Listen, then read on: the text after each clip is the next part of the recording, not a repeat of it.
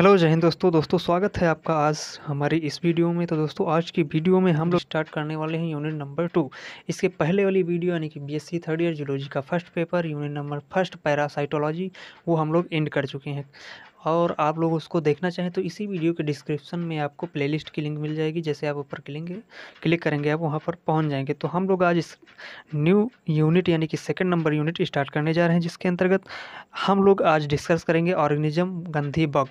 इस यूनिट का नाम है वेक्टर एंड पेट्स, और जिसके अंतर्गत हम जो फर्स्ट ऑर्गेनिज्म डिस्कस करने जा रहे हैं जिसका नाम है गंधी बग। और यह यूपी में काफ़ी माना जाना एक ऑर्गेनिज्म है जो ये फसल को नष्ट करता है। इसके हम लोग देखेंगे कैसे इसको कंट्रोल करेंगे, कैसे इस पर नियंत्रण पाएंगे और इसकी क्या लाइफ साइकिल है वो सारे डिस्कस हम लोग सवाल करेंगे इसमें। तो फर्स्ट हेडिंग आपकी पड़ेगी गंधी बग, ये इसका नाम है एनिमल्स का यानी कि ऑर्गेनिज्म का। और राइस बग और राइस गंधी बग ये 3 नामों से फेमस रहता है। ये आपकी फर्स्ट हेडिंग पड़ेगी। फिर हम लोग जैसे हर जीव में लिखते आए हैं सिस्टमेटिक पोजीशन, तो ये एक उत्तर देने का तरीका होता है। तो उसी प्रकार हम लोग फिर से systematic position second number heading डाल देंगे। यानी कि जो गंधी बग है इसको देख लेते हैं ये कौन से पोजीशन यानी कि किस फाइलम से आता है, किस क्लास से आता है वो हम लोग देख लेते हैं। तो यहाँ पर जो आपकी फाइलम है वो आपका है आर्थ्रोपोडा। सेकंड हेडिंग है आपकी क्लास, सॉरी हेडिंग नहीं, सेकंड सिस्टमेटिक पोजीशन में आपको दिखाना है क्लास इसकी है इंसेक्टा। इंसेक्टा में सारे इंसेक्ट आते ही हैं। ऑर्डर इसका होगा हेमीपटेरा और जीनस इसका होगा लैप्टोकैरिसा। और जो सेकंड नंबर पर स्पीसीज आपको दिखानी है वो आपकी है बैरिकोनिसी। तो इस प्रकार हम लोगों ने देख लिया है सिस्टमेटिक पोजीशन क्या होती है। और फर्स्ट हेडिंग आप लोग यहाँ से दें। अगर आपसे कोई प्रश्न पूछता है तो आपको एग्जाम में लिखना है फर्स्ट हेडिंग डाल के गंधी बग, और आप चाहें तो इसके 2 नाम हैं और लिख सकते हैं, लेकिन बाकी आप गंधी बग डाल के हेडिंग आप लिख देंगे तो बहुत अच्छे मार्क्स मिल जाएंगे। फिर सिस्टमेटिक पोजीशन लिखकर आपको ये दिखा देना है।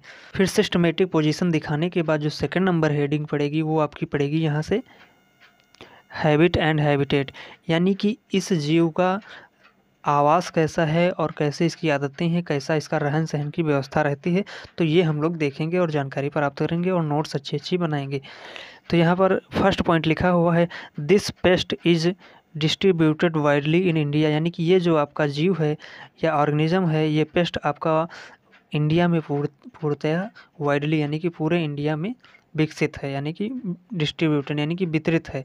फिर नेक्स्ट पॉइंट यहाँ से है in UP Gandhi bug causes several damage to paddy crop, यानी कि अगर यूपी में बात की जाए तो यूपी में जो आपकी धान की फसल होती है उसको ये बहुत ज़्यादा नष्ट करता है।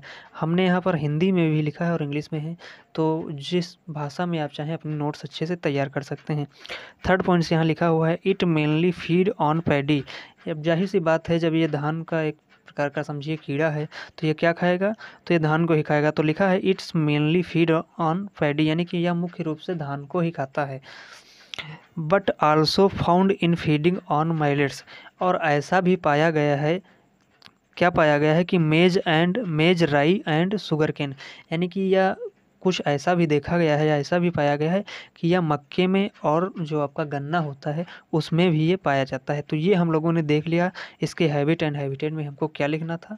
तो इस हेडिंग से हमारा ये कंप्लीट हो गया। फिर हम लोग देखते हैं नेक्स्ट पॉइंट में जो आपकी सेकेंड हेडिंग पड़ेगी वो आपकी पड़ेगी स्ट्रक्चर, यानी कि इस जीव का स्ट्रक्चर क्या होगा और इसमें क्या क्या हम लोगों को लिखना है, क्या कौन कौन से इंपॉर्टेंट पॉइंट्स लिखने हैं वो हेडिंग पड़ेगी। तो दिखाना है इसके अंतर्गत। तो यहाँ पर लिखा हुआ है first point this is green and light brown in colour, यानी कि इसके बॉडी की बात की जा रही है। तो ये इसका अगर रंग की बात की जाए तो ये हल्का गुलाबी हल्का भूरा और ग्रीन कलर में यानी कि हरे रंग में पाया जाता है। फिर सेकंड पॉइंट है it is about 20 mm in length, यानी कि अगर इसकी लंबाई की बात की जाए, इसकी साइज की बात की जाए तो वो 20 mm लंबा होता है। और लिखा है अकॉर्डिंग टू इट्स नेम, यानी कि इसके नाम के अनुसार गंधी इज एमिट्स, यानी कि इसका नाम गंधी बग है तो एक विशेष प्रकार की एक गंध छोड़ता है। तो इसे लिखा गया है अकॉर्डिंग टू इट्स नेम गंधी इज एमिट्स, यानी कि जिस प्रकार इसका नाम है उसी प्रकार ये गंध भी छोड़ता है, जिस कारण हमने इसको गंधी नाम रखा भी है। तो यहाँ पर लिखा है पॉइंट कि आ स्ट्रॉन्ग अनप्लीजेंट स्मेल, और ये एक बहुत ही अनप्लीजेंट यानी कि ना सूंघने योग्य स्मेल छोड़ता है। फिर यहाँ पर सेकंड पॉइंट लिखा हुआ है इट हैज़ लॉन्ग लेग, यानी कि इसके पास थोड़े नुकीले और लंबे पैर पाए जाते हैं। एंड 4 जॉइंटेड एंटेनी, और यहाँ पर आप देख पा रहे हैं इसके पास 4 जॉइंटेड एंटेनी भी पाई जाती हैं और 3 जॉइंटेड टार्सी भी पाई जाती हैं नीचे की तरफ। फिर नेक्स्ट पॉइंट यहाँ पर लिखा है कि the abdomen of the female is slightly swollen, यानी कि अगर आप लोग इसकी बात करेंगी फीमेल में, अगर मेल को पहचानना हो तो आप समझ जाएंगे, यानी कि जो आपकी फीमेल होगी तो उसका जो पीछे का पार्ट होता है एब्डोमेन वाला, वो स्वैलन रहता है, यानी कि फूला रहता है। तो लिखा हुआ है the abdomen of the female is slightly swollen at the apex, यानी कि इसका जो एपेक्स वाला या एब्डोमेन वाला जो पार्ट होता है वो स्वैलन रहता है। अगर आप लोगों को नर या मादा पहचानने में दिक्कत हो तो आप देख लें, अगर आप एब्डोमेन देखे हैं किसी भी, यानी कि इसका गंधी बग का, तो एब्डोमेन अगर उसका स्वैलन किया हुआ है तो समझ जाइए वो फीमेल है। अगर एब्डोमेन स्वैलन नहीं किया हुआ है तो आप जान जाइए वो आपका मेल है। तो ये हम लोगों ने देख ली है इसकी स्ट्रक्चर। अब बात आती है आपकी यहाँ पर लाइफ साइकिल की, यानी कि अब इसकी लाइफ साइकिल क्या होगी। तो लाइफ साइकिल इसकी बहुत ही सुंदर है। तो यहाँ पर आपका जो फर्स्ट इमेज दिख रहा है डायग्राम, ये आपकी एक पत्ती की संरचना है। ये पत्ती आपकी धान की भी पत्ती हो सकती है, अभी हमने पढ़ा भी है किस में पाया जाता है, धान में मुख्यतः पाया जाता है। सेकंड पोजीशन पर ये बाजरे में पाया जाता है। थर्ड पोजीशन पर यह आपको गन्ने की भी पत्ती पर मिल सकता है। तो ये आपकी एक पत्ती हुई गई। तो उस पत्ती पर ये जो आपको छोटे छोटे पॉइंट्स दिख रहे हैं ये इसके अंडे हो गए। तो ये 30 से 35 अंडे देता है और ये रो वाइज देता है, यानी कि एक पंक्ति में अंडे देता है, यहाँ पर दिखाई भी दिया है, और एक पंक्ति में लगभग 6 से 20 अंडे हो सकते हैं। फिर ये जो अंडे होते हैं ये एडल्ट में ना चेंज होकर के एक जो बीच की कंडीशन आती है जिसको हम लोग कहते हैं निम्फ, तो ये अंडे आपके निम्फ में बदलते हैं। यही निम्फ आगे ग्रो करके या अपने मॉर्फोलॉजी कैरेक्टर बना करके फिर एडल्ट में चेंज हो जाता है। तो ये इसकी छोटी सी लाइफ साइकिल थी, यानी कि पहले इसमें ये पत्ती पर पाए जाते हैं और एक पंक्ति के रूप में बैठे होते हैं। ये फिर एग जब हैच करते हैं तो आपका किस में बदल जाता है, निम्फ, और निम्फ आगे चल के एडल्ट में चेंज हो जाता है। तो ये गंधे बग की लाइफ साइकिल थी। अब हम लोग देख लेते हैं इसकी थ्योरी में हम लोगों को क्या लिखना है। तो दोस्तों लाइफ साइकिल हेडिंग डाल करके आपको फर्स्ट पॉइंट यहाँ से नोट करना है। लिखा है it breed through out of the air, यानी कि इसके ब्रीडिंग करने का, यानी कि अंडे देने का कोई निश्चित समय नहीं है, ये कभी भी दे सकते हैं। फिर नेक्स्ट पॉइंट यहाँ से लिखा हुआ है कि the adult female lays about, अभी मैंने बताया था 24 to 30 eggs in rows on the leaves, यानी कि जो आपकी फीमेल होती है वो लगभग यहाँ पर लिखा हुआ है 24 से 30 अंडे देती है। और कैसे, एक रो में देती है। तो एक रो में आपके कितने हो सकते हैं, 24 से 30 अंडे होते हैं। और किस में देती है, एक पंक्ति में देती है। फिर लिखा है ईच रोज में हैव 6 से 20 एग, यानी कि प्रत्येक पंक्ति में जो आपके अंडे होते हैं वो 6 से 20 तक के हो सकते हैं। तो ये हमने ये पॉइंट क्लियर कर लिया। फिर नेक्स्ट पॉइंट यहाँ से लिखा हुआ है the eggs are blacks and oval shape या ओवल फ्लैटेड, यानी कि जो एग होते हैं इनके अगर साइज और इनके कलर की बात की जाए तो एग लिखा हुआ है कि द एग्स आर ब्लैक, यानी कि जो आपके अंडे होते हैं वो कैसे होते हैं, काले होते हैं। एंड ओवल फ्लैटनेड, और अंडे तो अंडे के जैसे होते हैं और थोड़ा चपटे नुमा होते हैं। फिर यहाँ पर नेक्स्ट पॉइंट लिखा है these eggs are fixed on the leaves by gummy matter, यानी कि अभी हमने देखा ये एक रो में होते हैं, यानी कि एक पंक्ति में होते हैं और पत्ती पर चिपटे रहते हैं। तो चिपटे कैसे रहते हैं, तो ये इनके पास एक विशेष प्रकार का चिपचिपा पदार्थ होता है। तो लिखा हुआ है these eggs are fixed on the leaves by gummy matter, जिसको हम लोग गैमी मैटर कहते हैं। उस गैमी मैटर के द्वारा ये किसी गन्ने की पत्ती या किसी धान की पत्ती या किसी बाजरे की पत्ती पर ये चिपके रहते हैं।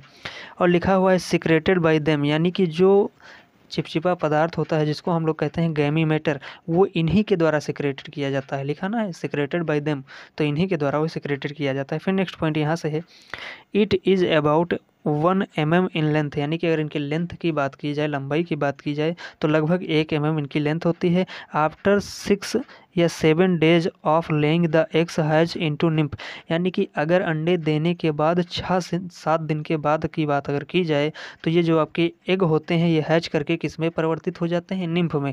अभी हम लोगों ने लाइफ साइकिल में भी इसके देखा था।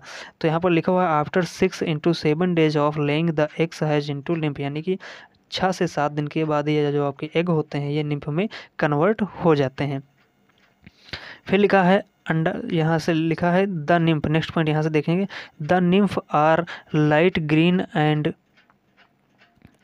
स्मॉल लेग्स, यानी कि जो आपका निम्फ होता है ये हल्का लाइट ग्रीन यानी कि हल्के हरे रंग का होता है और इसके पास स्मॉल लेग्स यानी कि छोटे पैर पाए जाते हैं। फिर नेक्स्ट पॉइंट यहाँ से लिखा है within 15 to 18 days nymph grow to become adult. अभी हमने वहाँ पर भी देखा था कि जो आपका निम्फ होता है तो ये आपका किसमें 15 से 18 दिन के बाद ये किसमें कन्वर्ट हो जाता है, एडल्ट, यानी कि अपने अंदर मॉर्फोलॉजिक कैरेक्टर ला करके और एडल्ट में परिवर्तित हो जाता है। फिर नेक्स्ट पॉइंट लिखा है the life span of adult by is 33 to 35 days, यानी कि अगर इसके लाइफ स्पैन यानी कि जीवन काल की बात करें तो अंडे देने से लगाकर एडल्ट बनने तक के समय में जितना समय लगता है वो लगता है 33 से 35 दिन। तो इस प्रकार इसकी ये लाइफ साइकिल हो गई। अब दोस्तों जो आपकी नेक्स्ट हेडिंग पड़ेगी वो पड़ेगी डैमेज। डैमेज का मतलब होता है फसल को कैसे नुकसान पहुंचाते हैं। तो यहाँ पर पॉइंट लिखा हुआ है this is major pest of rice of attacked the paddy seed, यानी कि ये धान की खेत में बहुत जान लीजिए, यानी कि आप समझ जाइए कि धान के लिए बहुत ही घातक होते हैं। तो लिखा है this is major pest of rice of attract the paddy, यानी कि धान के खेत में चावल की जो दुग्धा अवस्था होता है उस पर अटैक्ट करता है। यानी कि जब धान की यानी कि जब धान के पौधे में धान आते हैं तो धान में जो उसकी मिल्की स्टेज यानी उसकी दुग्धा अवस्था होती है, यानी कि चावल बनने की पहले प्रक्रिया जो होती है, तो उसमें अगर उसके थोड़ा बीज को देखेंगे तो उसके बीज में एक सफ़ेद वाइट हल्का द्रव लिक्विड टाइप में दुग्ध पाया जाता है, वाइट होता है। तो उस दुग्ध को सक करने के लिए या उससे अपना भोजन प्राप्त करने के लिए इसी स्टेज पर उस पर अटैक करते हैं। फिर नेक्स्ट पॉइंट लिखा हुआ है field at the milky stage, यानी कि ये इसकी दुग्धावस्था पर अटैक करते हैं। फिर लिखा है the nymph and the adult suck the juice from developing grain, और ये जो निम्फ और या एडल्ट होते हैं इसी जूस को अपने भोजन के रूप में लेते हैं और अपने अगले प्रोसेस यानी कि डेवलप किया करते हैं। नेक्स्ट हेडिंग आपकी पड़ेगी प्रिवेंशन एंड कंट्रोल, यानी कि अब इन्होंने फसल को नष्ट तो कर दिया लेकिन ये फसल को नष्ट न कर पाए तो इसके लिए हम लोग कुछ उपाय करेंगे, यानी कि रोकथाम करेंगे, इन पर कैसे नियंत्रण पाया जा सकता है ये हम लोग देखेंगे। तो फर्स्ट पॉइंट यहाँ लिखेंगे the paste should be attracted by light trap and destroyed, यानी कि ये जो आपके पेस्ट होते हैं ये प्रकाश की तरफ आकर्षित होने की बहुत इनमें वो होती है, अट्रैक्शन पोर्शन पाया जाता है। तो अगर जहाँ पर इनका प्रकोप हो वहाँ पर 2-4 बल्ब लगा दिए जाएं तो उसमें रोशनी होगी, तो ये जो आपके पेस्ट या गंधे बग जिसको कहते हैं ये जा कर के वहाँ अट्रैक्ट हो जाएंगे और अट्रैक्ट होकर उन्हीं पर नष्ट हो जाएंगे। तो ये पहला कंट्रोल करने का इनका उपाय हो गया। फिर सेकंड उपाय यहाँ से देखते हैं, लिखा है wild grasses should be removed from the paddy growing areas, यानी कि जहाँ पर आपका खेत हो उसके आसपास की जो जंगली घासें होती हैं जिन पे ये मुख्यतः बैठते हैं तो उनको अगर हटा दिया जाए, उनको नष्ट कर दिया जाए तब ये नहीं रुकेंगे खेत के अगल बगल। फिर नेक्स्ट पॉइंट लिखा है 0.25%, यानी कि 0.25% BHC dust should be spread before flowering, यानी कि जब आपकी खड़ी फसल हो और खड़ी फसल में फ्लावरिंग का सीजन हो, यानी कि फसल में पुष्पावस्था जो होती है, जब फूल आ रहे होते हैं फसल में तब के समय में आपकी 0.2% यानी कि BHC का आप छिड़काव कर दें या स्प्रे कर दें तो ये जो आपके ये गंधी बग होते हैं ये नष्ट हो जाएंगे, पूर्णतः आपके खेत से निकल कर चले जाएंगे। तो इस प्रकार दोस्तों हम लोगों ने देखा कि गंधी बग की हैबिट एंड हैबिटेट क्या होती है, उसका स्ट्रक्चर क्या होती है, उसकी लाइफ साइकिल क्या होती है, फिर ये फसल को कैसे नष्ट करते हैं उस पर हम लोगों ने देखा। फिर ये अगर ये फसल को नष्ट न कर पाए तो प्रिवेंशन एंड कंट्रोल हम लोगों ने देखा। तो ये आपका एक लॉन्ग आंसर बहुत अच्छा सा तैयार हो सकता है। आई होप आप लोग नोट्स बना रहे होंगे, हमने सेकेंड यूनिट तैयार कर ली है। तो फिर मिलते हैं दोस्तों नेक्स्ट वीडियो में।